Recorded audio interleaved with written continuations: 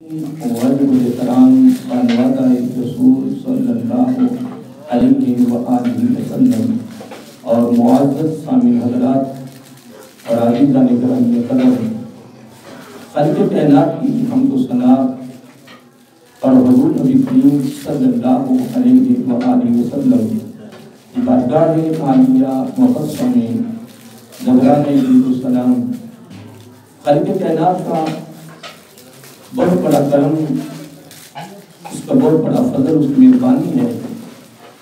اس نے ہم سب کو اپنی پیاری محبوب علیہ السلام کی امت میں پیدا فرمایا، اور خالق کائنات کا ہمارے اوپر بہت بڑا احسان ہے۔ اس نے اپنی توفیق اور اپنی محبوب علیہ السلام کی توسل سے ایمان جیسی عظیم الشان نعمت سے مالا مال فرمایا۔ حضرات محترم، الحمدللہ ثم الحمدللہ، ہماری خوش نصیبی ہے، ہماری خوش بختی ہے کہ اللہ تعالیٰ نے ہمیں اپنے محبوب علیہ السلام کی آج کی عظیم شہادتوں کی بارگاہ میں حاضری کا موقع دے رہا ہے۔ یقیناً وہ لوگ خوش نصیب ہیں کہ جن کا تعلق، جن کی نسبت و ارادت محبت کی صورت میں، پیار کی صورت میں، اتباع کی صورت میں ان عظیم ہستیوں کے ساتھ جڑی ہوئی ہے، اور اللہ تعالیٰ اس کے اندر مزید پختگی پیدا فرمائے، استواری پیدا فرمائے، کیونکہ میرا آقا علیہ السلام نے یہ گارنٹی اور ضمانت دی ہے کہ المرء مع من احب۔ اتنی خوبصورت بات میرا آقا علیہ السلام نے کی ہے اپنے امتیوں کے لیے کہ دنیا میں جس کے ساتھ تمہاری محبت ہوگی قیامت کو اسی کا ساتھ ملے گا۔ تو اللہ تعالیٰ کی بارگاہ میں یہ دعا ہے کہ اللہ تعالیٰ ہمیں ان کی محبت سے محفوظ فرمائے، ان کی نسبت سے محفوظ فرمائے، ان کی صحبت سے محفوظ فرمائے، اور ہم سب کو بچائے تو دکان پر روز قیامت اللہ تعالیٰ کے دربار میں الٹے لٹکائے جائیں، مجرم جیسے سے کھڑے ہوں۔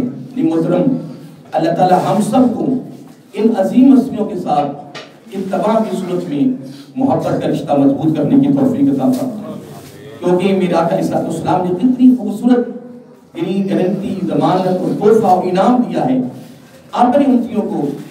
میرے آقا علیہ السلام نے فرمایا بس یہ کام تمہارا ہے، گارنٹی میری طرف سے ہے کہ دنیا میں جس کے ساتھ تمہاری محبت ہوگی قیامت کو اسی کا ساتھ ملے گا۔ تو دوستوں، میں یہی عرض کرتا رہا ہوں کہ آئیے ہم ان عظیم ہستیوں کی بارگاہ میں جو حاضری دے رہے ہیں اس کی توفیق سے ان کے ساتھ اتباع کی صورت میں اپنا رشتہ جو ہے مضبوط بنائیں، اور ان کے نقش قدم پر چل کر ان کی سیرت، ان کے کردار کو سامنے رکھ کر اس کے مطابق اپنی زندگی کو بسر کرنے کی کوشش کریں۔ زندگی دوستوں 2 دن کی ہے، کسی وقت بھی جھٹکا لگ سکتا ہے، ہمیں دنیا فانی سے چلے جائیں گے، کوئی نہ رہا نہ کسی نے رہنا ہے، لیکن وہ لوگ خوش نصیب ہیں کہ جن کی زندگیاں، جن کی سیرت، جن کا کردار، جن کی اعمال، جن کے افعال اور جن کی ادائیں یقیناً ان عظیم ہستیوں کی زندگی اور ان کی سیرت، ان کے کردار، ان کے اداؤں کے مطابق ڈھلی ہیں اور گزار رہے ہیں۔ اللہ تعالیٰ ایسے لوگوں کو مزید اس خوبصورت کام کے اندر اور فعل میں اللہ تعالیٰ استقامت بھی عطا فرمائے اور اخلاص کی دولت سے سب کو مالا مال فرمائے۔ یقیناً اس میں شک نہیں ہے کہ کتنی خوبصورت بات حضرت عبداللہ بن جابر رضی اللہ تعالیٰ عنہ فرما رہے ہیں، اور انہی جملے پہ غور کریں۔ راوی بیان کر رہا ہے کہ حضور نبی کریم صلی اللہ علیہ وآلہ وسلم نے ارشاد فرمایا کہ قیامت کے دن وہ سب سے زیادہ میرے قریب ہوگا۔ قیامت کے دن وہ سب سے میرے قریب ہوگا اور میری مجلس کے قریب ہوگا، اور وہ مجھے سب سے زیادہ محبوب ہوگا۔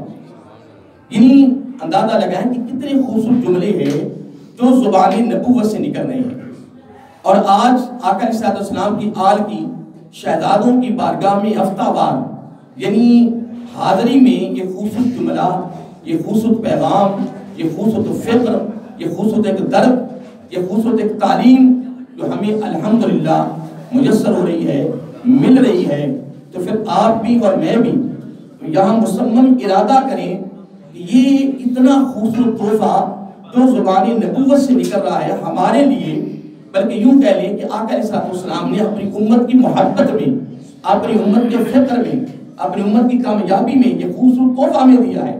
تو آج پھر آپ بھی یعنی پکا ارادہ کر لیں کہ جو آگے عمل آ رہا ہے کہ کس عمل کی وجہ سے، یا وہ کون سا عمل ہے، وہ کون سا فعل ہے کہ جس کی وجہ سے میرے آقا علیہ السلام نے اپنی زبان نبوت سے فرمایا کہ وہ قیامت کے دن، دیکھیں قیامت کے دن کتنا عجیب دن ہوگا، وہ آپ نے پڑھا بھی ہوگا علماء کرام سے، اہل علم سے آپ نے سنا بھی ہوگا کہ وہاں تیرے اور میرے آقا علیہ السلام کی ذات کے علاوہ ولی تو بڑی بات کی بات ہے، صحابہ تو بڑی بات کی بات ہے، تمام انبیاء علیہ السلام کا گروہ بھی اپنی زبان پر ایک جملہ لا رہا ہوگا، رب نفسی رب نفس، یہ اندازہ لگائیں وہاں حضور نبی کریم صلی اللہ علیہ وآلہ وسلم کی ذات مقدسہ کے علاوہ سب جو ہے نا وہ اپنے لیے بات کریں گے، ایک واحد آقا علیہ السلام کی ذات مقدسہ ہوگی کہ جو رب امتی کا لفظ استعمال کریں گے، وہ اتنا عجیب دن ہوگا اور اللہ تعالیٰ پورے جلال پر ہوگا، لوگ بھاگ رہے ہوں گے، ایک عجیب کیفیت ہوگی، یوم یفر المرء من اخیہ و امی و ابی و صاحبۃ و بنی، کوئی بات اللہ چھوڑی نہیں ہے، وہ جو یعنی شفاعتیں شروع ہوں گی، نبی کریں گے، صحابہ کریں گے، اولیاء کریں گے، حفاظ کرام کریں گے، قرآن حضرات کریں گے، علماء کریں گے، حاجی کریں گے، ٹھیک ہے نہیں، قرآن شفاعت کرے گا، کچھ سلسلہ شروع ہوگا، وہ سلسلہ شروع ہوگا، لیکن اس سے قبل کیا حالت ہوگی وہ آپ علماء کرام سے اہل علم سنتے رہتے ہوں گے، ایک عجیب سما ہوگا، ایک عجیب لمحات ہوں گے، ایک عجیب دن ہوگا کہ جس دن اللہ تعالیٰ پورے جلال پر ہوگا اور ہر ایک کو اپنی پڑی ہوگی، اپنی خفیت میں مبتلا ہوں گے، میں رب نفسی کا لفظ ہوں گے، لیکن میں قربان جاؤں یار دنیا کا تقاضا یہ ہے، کسی کا تعلق وزیر اعلیٰ سے ہو، کسی کا تعلق وزیر اعظم سے ہو، کسی کا تعلق اس کے مشیر سے ہو، کسی کا تعلق اس کے چابی بردار سے ہو، کسی کا تعلق کرنل جنرل سے ہو، انبیاء میں سے ہو، وہ بھی دھڑک پھرتا ہے، وہ کرتوتیں کرے تو وہ بھی دھڑک پھرتا ہے، اٹھانے والوں کو پتہ چل جائے تو وہ بھی اس کے ایف آئی آر نہیں کاٹتے، یہ دنیا کا تقاضا ہے، جب کرسی چلی جاتی ہے، وہ بندہ چلا جاتا ہے، یہ نظام برم ہو جاتا ہے، لیکن خدا کی عزت کی قسم اٹھا کر آقا اسلام کے آل کے شہزادوں کا دامن پکڑ کر میں الحمدللہ اپنے آپ کو بھی اور آپ کو یہ پیغام دے رہا ہوں، وہ ساری نسبتیں کمزور ہیں کہ دنیا کی جتنی ارادتیں ہیں، جتنے تعلقات ہیں، یہ سب کمزور ہیں، سب سے مضبوط جو تعلق ہے وہ صرف اور صرف اللہ تعالیٰ اور اس کے محبوب صلی اللہ علیہ وسلم، اس کے محبوب بندوں کے علاوہ کوئی تعلق مضبوط نہیں ہے، اور یہ تعلق اتنا کمال، اتنا مضبوط، اتنا عظیم ہے کہ یہ دنیا میں بھی کامیاب ہے اور آخرت میں بھی کامیاب ہے۔ یہاں میں جملہ آپ کو دیتا جاؤں، اللہ تعالیٰ فرماتا ہے نا فَإِذَا عَزَمْتَ فَتَوَكَّلْ عَلَى اللَّهِ إِنَّ اللَّهَ يُحِبُّ الْمُتَوَكِّلِينَ۔ یا قرآن نہ جائے الحمد سے لے کر والناس تک پورا اللہ تعالیٰ کا کلام الہیہ جو ہے نا، خدا کی قسم ایک ایک حرف کے پیچھے رب نے سمندر بہا رکھا بے قرار۔ بدقسمتی ہماری کہ ہم قرآن کے قریب نہیں آ رہے، ہم تو ناظرہ قرآن نہیں پڑھ رہے، ناظرہ، اگر آپ ناظرہ قرآن حفظ کرنا، قرات کرنا، جناب وہ عالم دین پڑھنا، جناب اس کے اوپر وہ بڑی دور کی بات ہے، فقط اوپر سے قرآن پڑھنے پر بڑی بڑی موٹی کتابیں، امام جزری جو علم ان کو پوچھے، امام جزری جو ایک بہت بڑے قرات کا امام گزرے ہیں، اتنی موٹی 3 کتابیں انہوں نے لکھی 3 جلدوں پر کہ قرآن جن کو پڑھنا کیسے ہے۔ ایک عالم دین کی میں نے کتاب میرے ہاتھ میں آئی، میں کہیں بیان کرنے گیا تھا فیصل آباد میں، تو وہ جو تلاوت کی اس کے پاس کتابیں تھیں، کہنے لگے کہ ساری قرات کی کتابیں، اتنی موٹی کتاب فقط وقف پر، پوری کتاب وقف پر لکھی ہوئی۔ یہ نہ سمجھے کہ قرآن مجید کو اوپر سے دے کر پڑھنا معمولی کام ہے، محترم قرات کا 2 سال کا کورس ہے، اور اتنے سخت مدرسے ہیں کہ اگر 2 سال محنت کرنے کے باوجود بھی وہ پاس نہ ہو تو وہ پاس نہیں کرتے، فقط اوپر سے دے کر پڑھنا محترم۔ پھر جو سب اشرہ کا قاری بنتا 5 سال کا، ادھر ایم پی ایس کا کورس 5 سال کا ہے، جو ڈاکٹر بنتا ہے، تو فقط قرآن مجید کو یعنی روایتوں کے ساتھ سب اشرہ کا قاری بننے کے لیے کتنے سال کورس ہے؟ فقط 5 سال، 5 سال کا کورس اوپر سے دے کر روایتوں کے ساتھ پڑھنا معمولی کام نہ سمجھے۔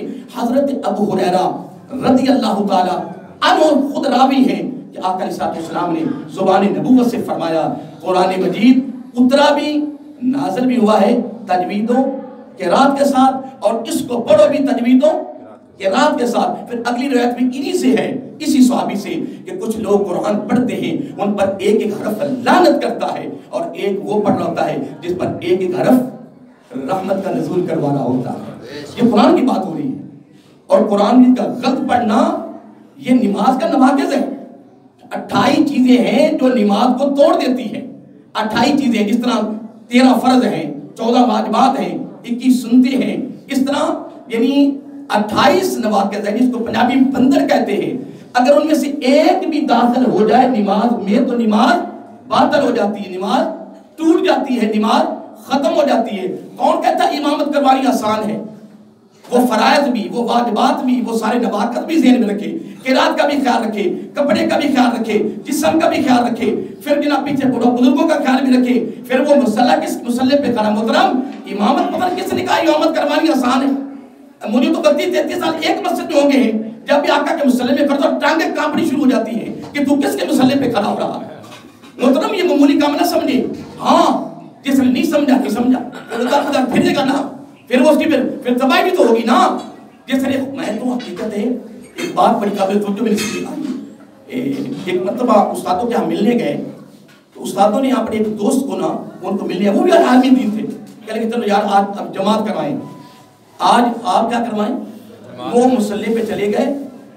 تو اب استاد ابھی نہیں گئے، اور بھی کئی استاد بیٹھے تھے، جب وہاں پہنچے اس نے یعنی اکثر ہم جہاں نماز جب سلام پھرتے ہیں اکثر ہمارے علماء کرام چوکڑی مار لیتے فوراً، پہلے تحیات کی شکل میں ہوتے ہیں، پھر 4 زانوں جس کو ہم چوکڑی کہتے ہیں مار کے بیٹھ جاتے ہیں، آپ دیکھ لیں۔ لیکن جب استاد وہاں پہنچے نا، وہ باہمن شخصیت تھی، وہاں پہنچے وہ مسلح پہ نا ادھر منہ کر کے چوکڑی مار کے بیٹھے ہوئے تھے۔ آپ ایک راستہ سے کہتے ہیں کہ آپ نا میرا آقا کے مسلح پہ اٹھ جائے۔ انہوں نے آقا علیہ السلام کے مسلح پر چوکڑی مار کے بیٹھنے کو بھی بے ادبی سمجھا کہ یہ بے ادبی ہے۔ اور یاد رکھیں دعا مانگتے وقت، کیا یہ ایک آداب کی بات میرے زبان پہ آ گئی ہے، دعا مانگتے وقت اتحیات کی شکل میں بیٹھنا یہ نبی کی سنت ہے۔ آپ جس طرح دل بیٹھے رہو، لیکن جب دعا کا وقت آئے تو پھر عاجزی انکساری کی جو حالت ہے، جو کیفیت ہے، وہ کون سی ہے؟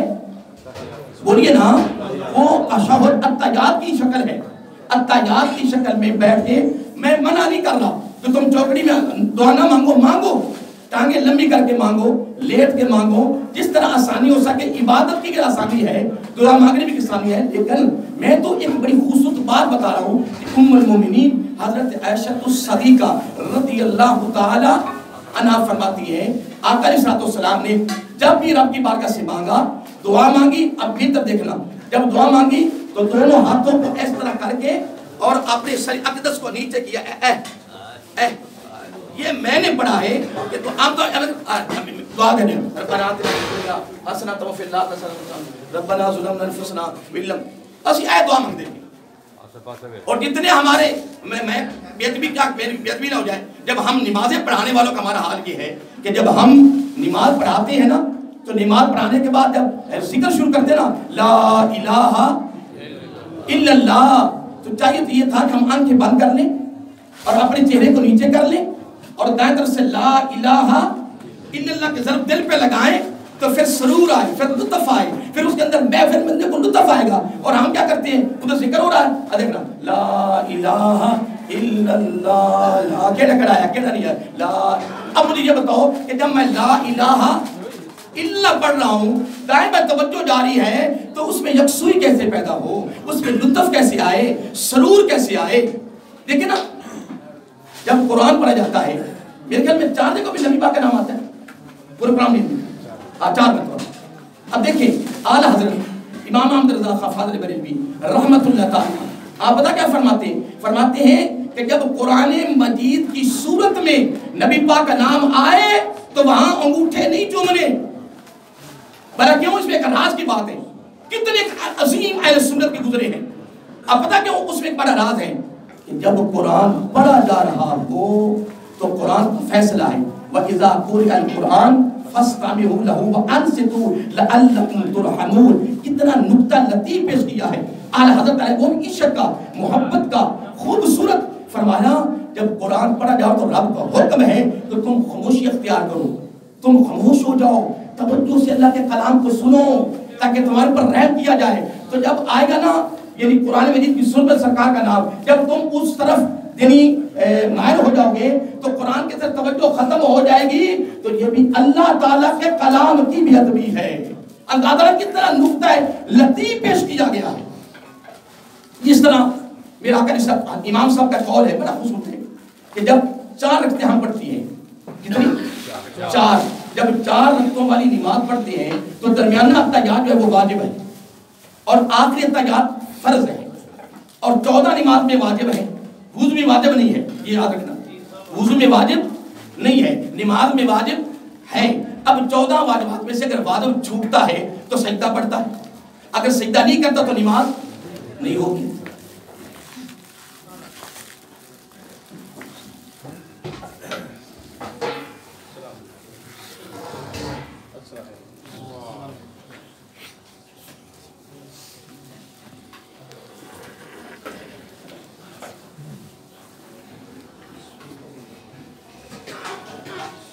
تو میں عرض یہ کر رہا تھا، ادب کی بات بتا رہا تھا۔ اب درمیانہ تیار جو ہے نا وہ واجب ہے، کیا ہے؟ واجب۔ اب تو ہو لے کر پڑھنا کہاں تھا کہ اب تو ہو ورسول تک، اب کھڑے ہونا ہے، آگے نہیں پڑھنا۔ لیکن اگر پڑھتا اللہم صلی علی تک تو سجدہ نہیں پڑھے گا۔ جب وہ کہتا اللہم صلی علی محمد، دیکھیں نام نبی پاک علیہ السلام کا ہے، اگر سرکار کا نام آ گیا ہے تو ثواب نہیں، محبت نہیں، پیار نہیں۔ لیکن نکتہ لطیف کیا ہے کہ جب اس نے کہا اللہم صلی علی تک پڑھا تو سجدہ نہیں، یاد کھڑا ہو گیا۔ اگر وہ کہتا اللہم صلی علی، آگے پڑھی کیا؟ محمد، اگر یہاں تک سرکار کا نام آ گیا تو امام صاحب پتہ کیا فرماتے ہیں؟ فرماتے سجدہ نکال۔ اب خواہ میں آقا علیہ السلام کی زیارت سنی، نعمان بن ثابت، آپ کا نام نعمان بن ثابت ہے، آپ نے کیا کیا؟ میری امت کو مشکل میں ڈال دیا، میرا نام آیا تو آپ کہتے سجدہ نکال لو، قربان جائیں۔ امام صاحب تیری فہم و فراست پر، تیری تحقیق پر قربان جائیں، کمال کر دیا۔ ارے یا رسول اللہ صلی اللہ علیہ وآلہ وسلم، میری کیا ضرورت ہے، میری کیا ضرورت ہے کہ میں سجدہ کو ڈالوں؟ لیکن جب درمیانہ اتحیات اب تو ورسول تک پڑھ کے کھڑا ہونا ہے، آگے تو پڑھنی نہیں ہے، کیونکہ درمیانہ اتحیات جو ہے نا وہ ورسول تک پڑھنا ہے، آگے جانا نہیں ہے۔ تو جب وہ آگے جا رہا ہے تو کیوں جا رہا ہے؟ تو بھول کب ہوتی ہے؟ جب توجہ نہ رہے۔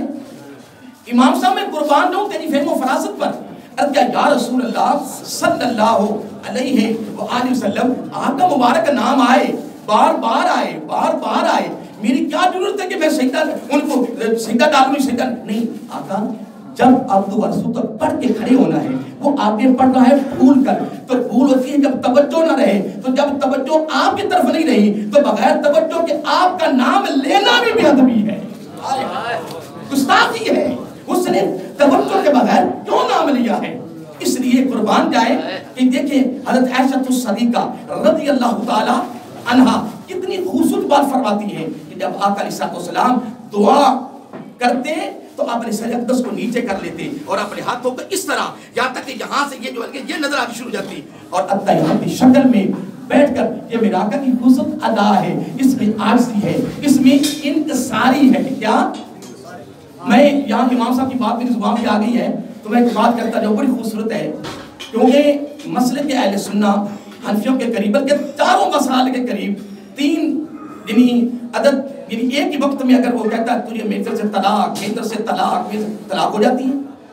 صرف غیر مقلدین کے نزدیک طلاق نہیں، باقی 4 فقہی اماموں کے نزدیک ایک وقت میں 3 طلاقیں دینے طلاق ہو جاتی ہے۔ لیکن ایسی طلاق جس میں کوئی شرط لگائی ہو کہ اگر تو اپنے پیکے چلے گی طلاق، یہ دروازے سے گزر گئی طلاق، اگر تو نے اس کو ہاتھ لگایا طلاق، اگر تم یہ برتن اٹھایا تجھے طلاق، ٹھیک ہے جی، اگر یہ تو یہ ادھر سے ادھر نکلی، یہ طرح کوئی شرط لگتی ہے۔ تو قربان جائے امام صاحب کی بات میری زبان پہ آ گئی تو ایک بڑی خوبصورت بات ہے، میں کہتا ہوں یہاں آج کرتا جاؤں۔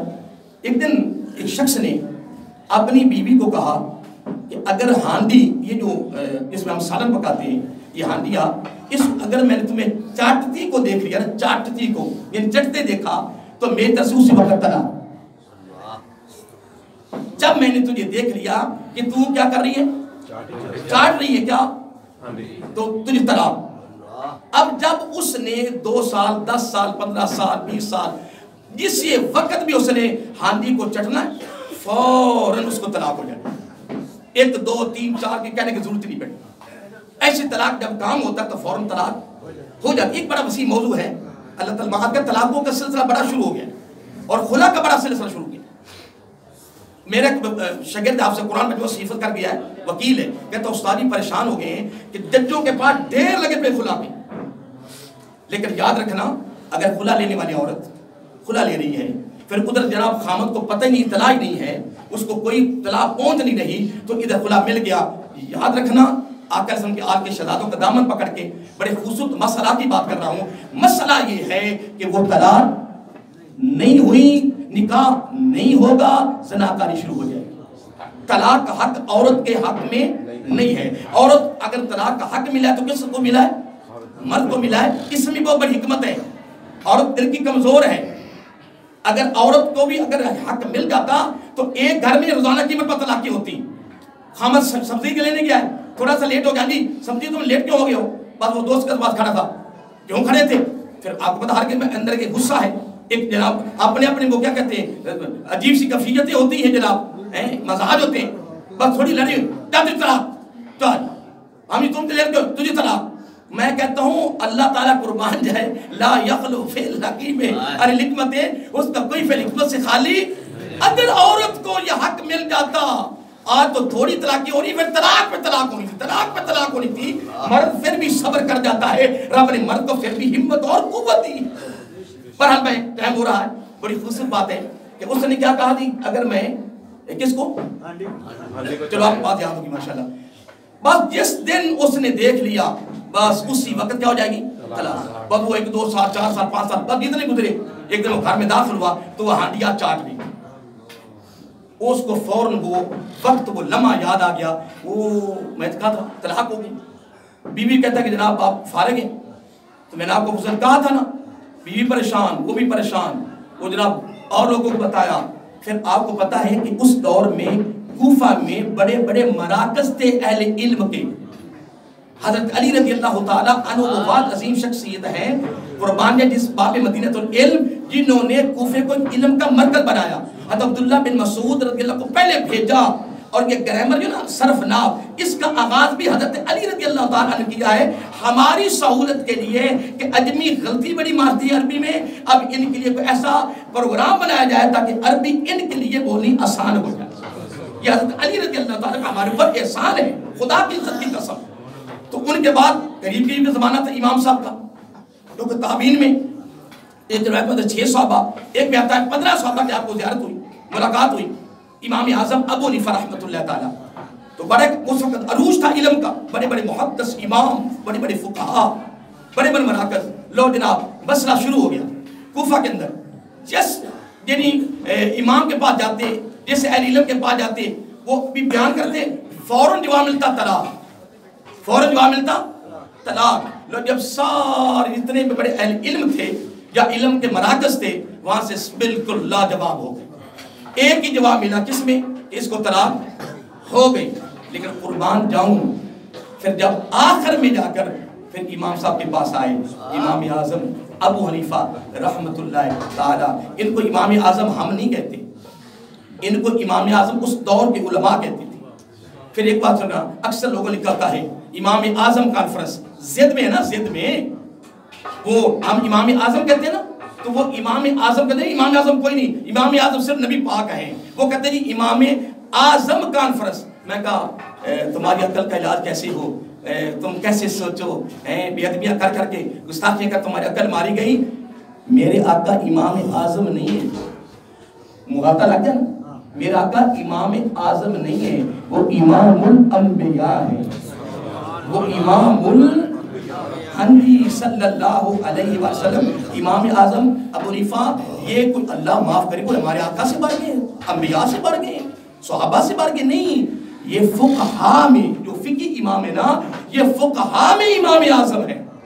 اور مانتے تھے، یہ بڑی لمبی گفتگو ہے کہ ان کے لیے کس کس امام کے کیا موقف تھے، کیا الفاظ. وہ بڑی لمبی گفتگو ہے پر ہمیں نکل رہا ہوں، پتہ نہیں میں کہاں سے چلا ہوں کہاں سے نکل گیا. بس وہ ادب کی باتیں کرتا کرتا وہ حدیث کوٹ کرنی تو وہ یہ رہے گی. میں ایک بات کر رہا تھا کہ جب امام صاحب کے پاس آئے، یہ آخری اہل علم کا مرکز تھا، جب امام صاحب کے پاس آئے کہ لگے ایک مسئلہ لے گئے، اس کے ساتھ بڑی دنیا جڑ گئی.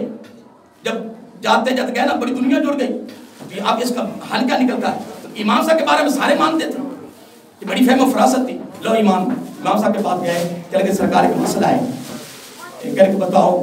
کہ لگے جی پورے کوفے کے ہر عالم دین نے، ہر مفتی نے اور ہر محدث نے جناب ایک ہی بات بتائی ہے کہ اس کو طلاق.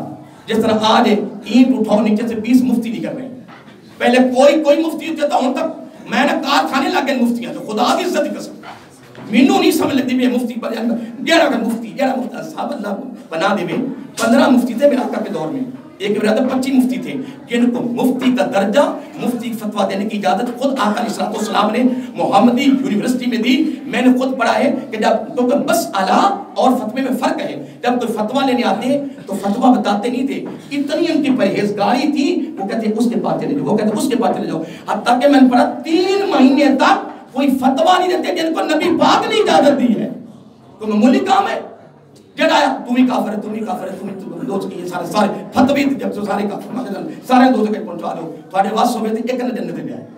پھر ان عظیم ہستیوں کو دامن پکڑیں گے، ان کے اخلاق، ان کی محبت، ان کا پیار، ان کا حسن، پھر ان کی چہرے کی مسکراہٹ، پھر ان کی عطا، پھر ان کی عنایت، پھر اس کے بغیر تو چارہ نہیں نا.